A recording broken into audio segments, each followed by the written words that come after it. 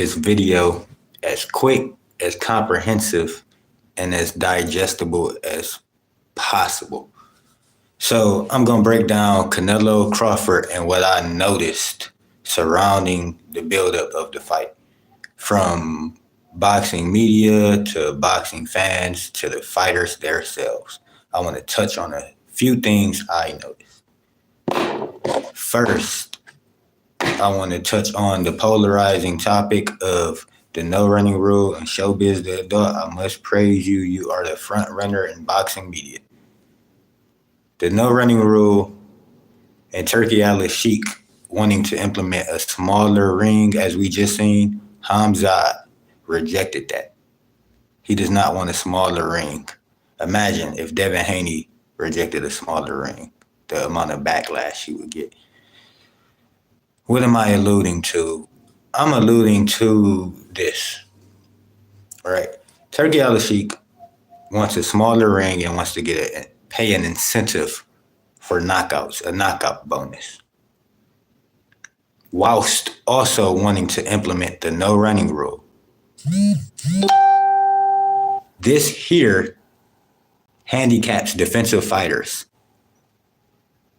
Boxing is not only an offensive sport, boxing is a defensive sport. Boxing, you play both roles. You defend yourself at all times and you play offense. So to handicap one style of fighting and say, you know what, we're going to make the ring smaller, we're going to make a no running rule, is obviously targeting a certain style of fighting, right? So be it. It is what it is. We seen Sasaki just lost his memory. We see how dangerous the sport is. Yet Turkey Al Sheikh wants to push this barbaric style of fighting when he promotes fights. He wants barbaric styles of fighting, not respecting the boxer's health and how they choose to defend themselves in the ring. He does not care about it, right?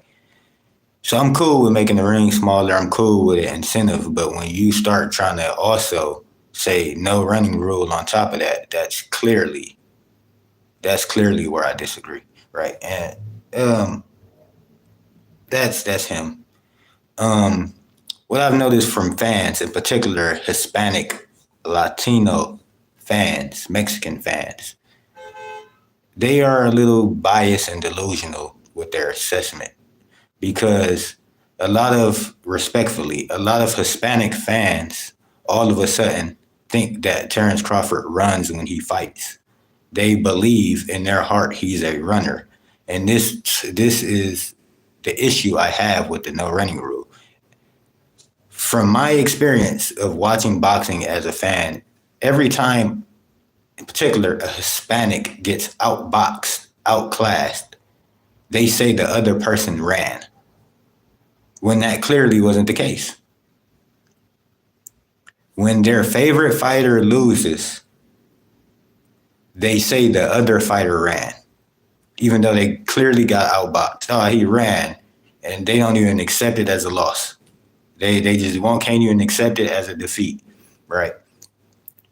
Now, also, the reason I'm not a fan of the no running rule is that a lot of fans will take that ideology that showbiz the adult is pushing and create extreme ideologies from it. Now, all of a sudden, a lot of Hispanic fans are against clinching. They're against any type of defense. They just don't want, in particular, a black fighter to exercise any type of defensive tactics that boxers have been using for years. They don't want you to clinch. They feel like you should only clinch if you're hurt. That's clearly impossible. When you are fighting someone and you guys get close, clinching is natural. It's natural to hold someone to defend yourself. It's natural to move out the way of a punch. It's natural in a fight to use your legs just as much as you use your hands, just as much as you move your head. This is all your right. And a promoter, though he has the authority to, should not be pushing for fighters to fight a certain style of fighting. Because as I said, You have many races, you have many cultures in this boiling pot that we call boxing, and you can see all type of styles. No one complained about Ali laying on the ropes, taking punishment round after round. Nobody complained about that. That's how he chose to fight. It's the boxer's right to use the whole ring, hence a ring general. If you want to lay in the corner and play possum, that's your right. If you want to lay against the ropes and play possum, that's your right as a boxer. If you want to sit there and move around the ring, that's your right as a boxer, because the ring and the ropes are there so you can't run in the goddamn stadium, run in the stands, run outside so you don't fall. That's what the ring is for. That's the most obvious shit in the world. And the most you could do is just change the ring size. But to tell a fighter who's fighting for his life, when we seen someone just lose their memory, this is a serious sport. People die. People really die in this sport. And you want to push for a more barbaric style of fighting. That's cool as a promoter. That's cool for the fans, but that's selfish. When the boxers are telling you, I'm going to fight how I'm going to fight regardless. It's my life on the line. Not yours, Turkey Al-Sheikh, who never threw a punch. Not yours, Showbiz the adult, who never stepped in the ring. It's not your decision. The fighter will fight how they need to fight to defend themselves. So, let's get down to the nitty gritty. Canelo versus Crawford. The press conference with Canelo versus Crawford and the sit down with Piers Morgan. I read a few things from this, right? So when they sat down with Piers Morgan, it was a few things I found interesting. And one was when he asked, what percentage do you believe you're going to win the fight? Crawford says 70%. He believes he has a 70% chance to win the fight. That was an interesting statement, an interesting number. It makes you scratch your head and question, why do you only believe you have a 70% chance to win the fight?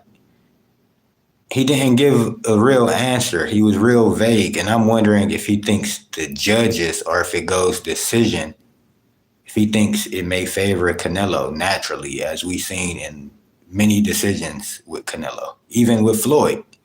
When Floyd fought Canelo, do you guys know one judge had it a draw? When Floyd fought Canelo, one judge had it a draw. So it's very hard to beat Canelo for multiple reasons, being that when it goes to decision, he's typically favored outside of Bivol in recent memory. So they also asked Canelo and Crawford, what do you do better than the other guy? It was interesting because Crawford said he doesn't think Canelo does anything better. They were right next to each other, too, mind you, in this interview, sitting right next to each other. Crawford said Canelo does nothing better than me. Canelo kind of couldn't reach for what he does better than Crawford. I found that interesting. He couldn't verbalize in that very moment what he did better than Crawford. That's one thing I found interesting from that interview as well. So when I see Crawford saying he only has a 70% chance to win, but when I also see Canelo not knowing what he does better than Terence Crawford, this makes me wonder. Lastly, the other thing I noticed about that interview, since we are all body language experts, right? And I'm going to get on that, was how they were sitting, right? Crawford had a more upright stance when they were interviewing with Piers Morgan, and Canelo was more slouched. Now, you could be slouched, and that could be more just chilling, you in a chilling stance. But when you're upright, right, that exudes confidence. We're all body language experts. We've seen Showbiz the adult want to be a super body language expert with Terence Crawford. He wanted to be super body language expert. But if you really rewatch that video, they both looked down. They both looked down. As soon as they stopped looking in each other's eyes, Canelo looked down as well. His eyes were just lower than Terence Crawford's. His eyes were naturally like this, whilst Terence Crawford's eyes were wide open. It's easier to notice Terence Crawford's facial expression versus Canelo's, but clearly Canelo looked down And Crawford put his fist out, looked down for a little bit, and looked back up. All in all, the one thing I find interesting about this fight is I truly think Canelo is going to go to Terrence Crawford's body. I think he's going to target that body. I think he's going to, in his mind, he already thinks Crawford may run. So his game plan will be go to the body. And this is what Canelo does. He goes to the body, breaks you down, then hits you with a power shot to the head, an uppercut or a hook. That's how he sets you up. He's a bottom to top type of fighter. He's going to go to Terrence Crawford's body. And what is Terrence Crawford going to do in this fight? Well, I first see Terrence Crawford throwing a lot of ones and twos, similar to Bivol, similar to Floyd. He's going to keep Crawford's going to keep Canelo at bay, touching him with ones and twos. He said he's going to do a lot of touching. Remember, Crawford said, indeed, he's not going to run. This is real talk. He didn't say he was going to run. He said right after that, he thought, he paused, he thought, and he said, I'm going to do a lot of touching. Bivol did a lot of touching, a lot of slapping punches just to touch Canelo, pushing him when he was punching him. Sometimes he'll push him back. It's going to be a lot of keeping Canelo at bay, touching him like that, just touching him, just feeling where he at, being able to push him if he got to, keep his hands on him. Shakur does that a lot. Shakur got sticky hands. Terrence Crawford is going to fight similar to Shakur Stevenson, mixed with his own style in this fight. To me, that's a very obvious thing. Crawford knows that Shakur Stevenson is a very good defensive fighter, and he knows how to distance control. And that's going to be the major thing in this fight, is distance control for Crawford and timing. Canelo walks very slowly coming forward. He's a very slow walking fight, like lazy, almost lazy when he's coming forward. And he crosses his feet sometimes. And this is why I say he has bad footwork. It's funny, right? They complain about the no running rule, but you run faster going forward than you do going backwards. It's impossible to run faster going backwards than it is going forward. So it's clearly you're locked in a ring. They can't run forever. It's clearly an issue with cutting off the ring. This is the most obvious thing in the world, right?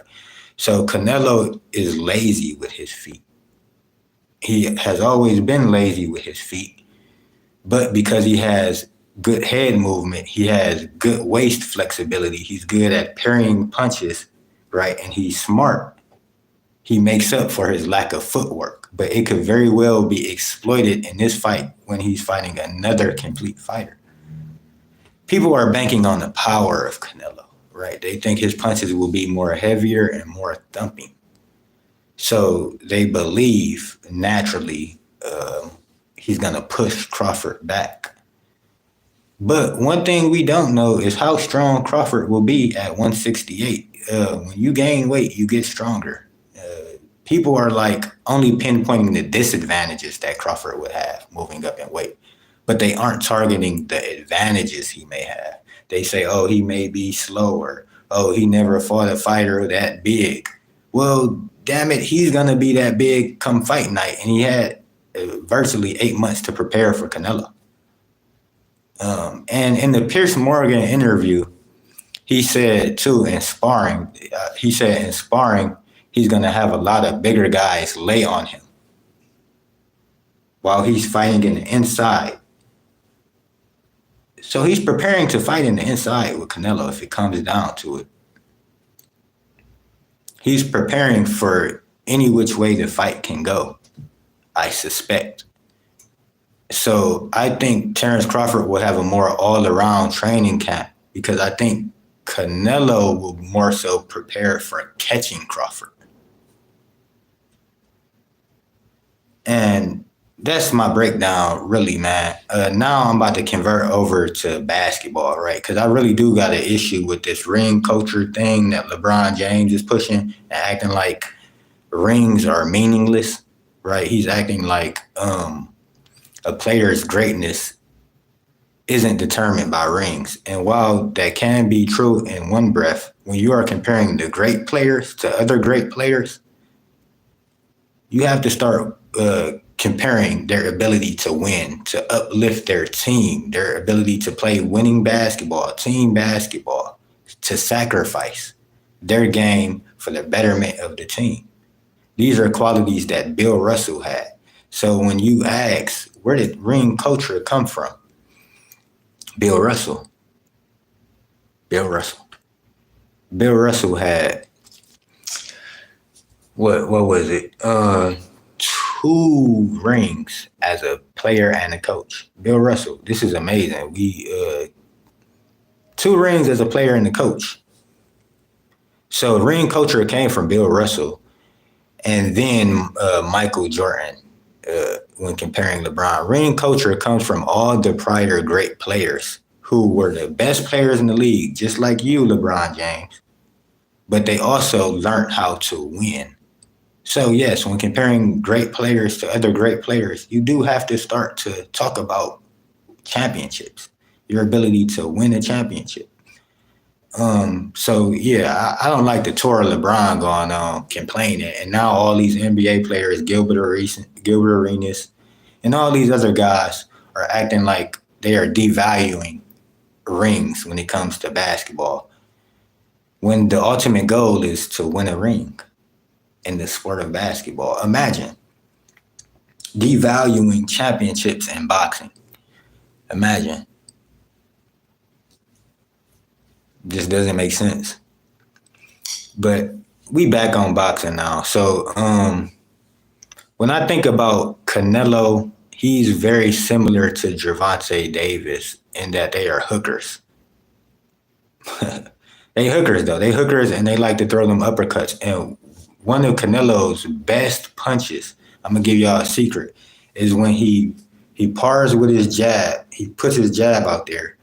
He grabs you in the back of the head temporarily, and then he punches you. Nobody complains about this dirty fighter tactic, right? Nobody's complaining about that's illegal, right? It's very illegal to hold the back of somebody's head and punch them in boxing. But we don't see an uproar of Hispanics complaining about that. We don't see an uproar of Hispanics complaining about the fact that Canelo failed a drug test. What we do here is our Hispanic. See, this is the thing, right? Y'all can miss me with the bullshit and the weak ass manipulation, right? Ryan Garcia fails a drug test. Canelo fails a drug test. But Hispanics don't call them drug cheats. They call Crawford and Devin Haney drug cheats for being with Snack.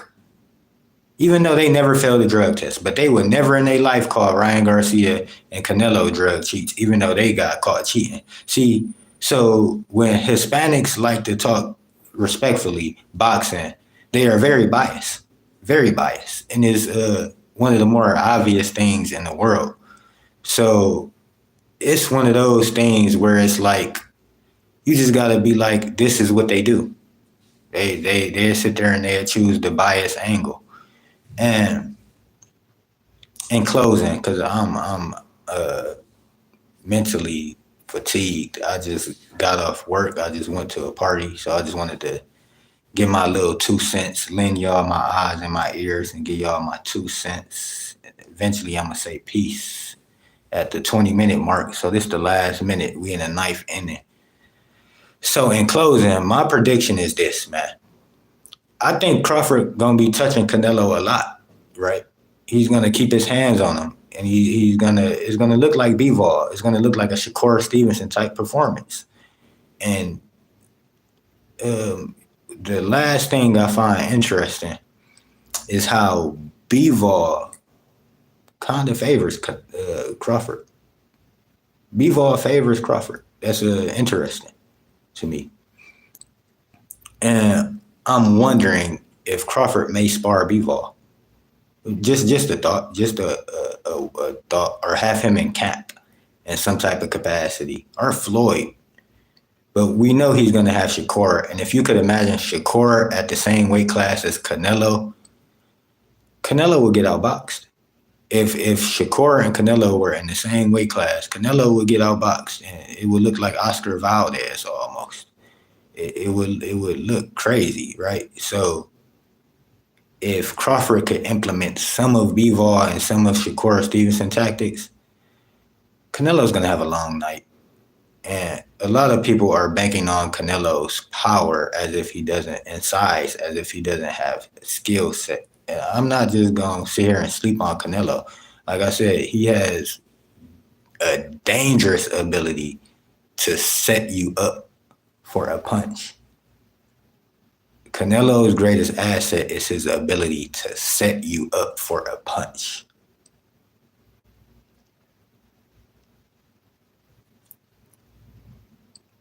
But as I stated,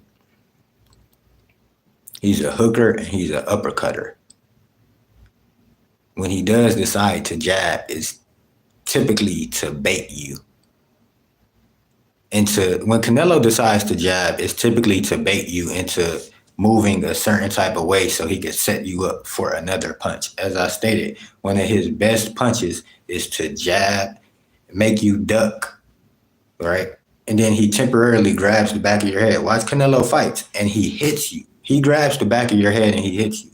Canelo is a very aggressive fighter. He will put his fist in your face. He will put his fist like this on your face and set you up for a punch. He will bully you in there. You can't clinch Canelo. Canelo will push you back. The one thing that slows Canelo down, right? As I said, if you clinch Canelo, he'll meet you by, see, some fighters, right? Okay, I'll put it like this. One of the most talented fighters in boxing right now is Jerron Boots Ennis, right? But Jerron Boots Ennis' weakness is the clinch. When you get close to him or when you clinch him, he turns to a weak fighter. He doesn't show any resistance to you clinching him, right? Canelo is the opposite. Canelo will push you soon as you clinch with him and want to fight with you. Canelo will put his hand on the top of your head like this and set you up for this punch. Canelo will throw the jab, right? Have you duck like this, grab the back of your head and swing and hit you in the he does a lot of tactics, right? Bully-like tactics, bullish-like tactics.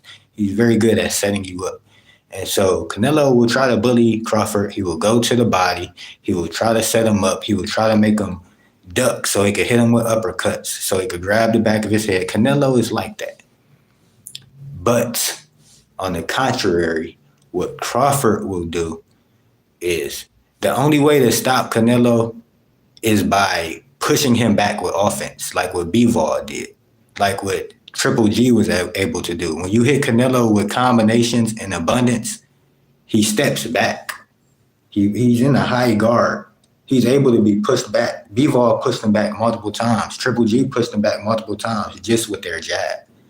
Not throwing a jab, by being able to touch Canelo. Canelo is very easy to touch in that high guard. He's hard to touch when he's moving his head. Canelo fights two ways in a fight. Canelo will either come at you with this high guard and try to bait you and then catch you with a counter, or he's going to be moving his head. And the thing that benefits Canelo is his head movement looks so good that he could spend half of a round using his head movement and the other half being aggressive. And because his head movement is so good, and because being aggressive looks good to the judges, Canelo is able to manipulate.